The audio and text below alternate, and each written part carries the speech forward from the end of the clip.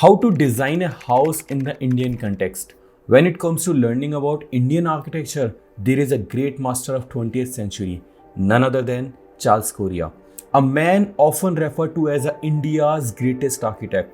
It was the year 1961 when Correa was defining his design principles in India. He designed an amazing architecture project named Tube House for the Gujarat government. He created this house at the time when the concept of sustainability was non-existent, yet it fulfills all the requirement of sustainability. The Gujarat Housing Board held a competition encouraging new ideas for the low-income housing. By using these tube houses, Correa met the program requirement and won the first prize of that competition. In that competition, judges Jane Drew and Achyut Kanvinde awarded the first prize to Correa. He defined it as an energy-passive architecture inspired by the windcatcher houses of Sindh in Pakistan. If we look at the schematic section of the house, we can clearly understand the passive cooling technique employed. The house is open from top with the sloped roof. The tube house played a crucial role in Correa's design philosophy.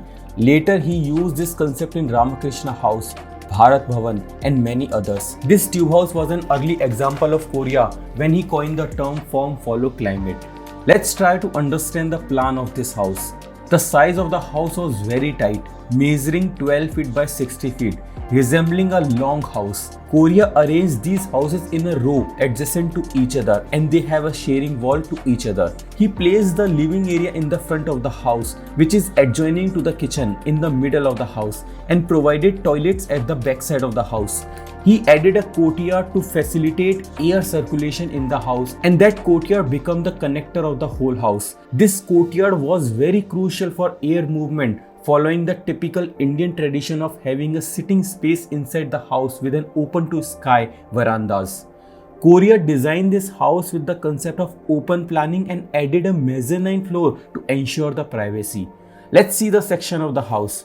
Correa was well aware of Indian culture and he knew how to design for the people. He added a sloping roof to reflect the direct sunlight, creating a double height space inside the house.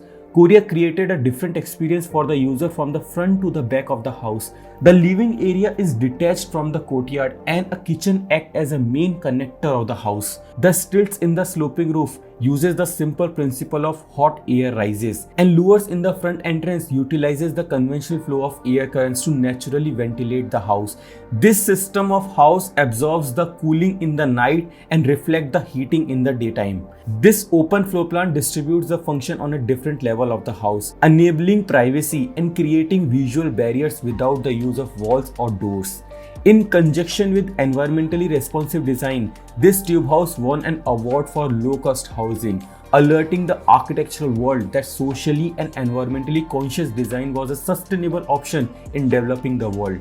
We can also implement these principles in the design to make the architecture more reasonable and efficient. And if you love architecture, you cannot ignore these principles in your design. The great master of 20th century very well know how to design in the Indian context, and we can also learn these principles into our design to make an architecture beautiful and elegant. I hope you enjoyed this video. Don't forget to hit the like button. See you in the next video. Salute.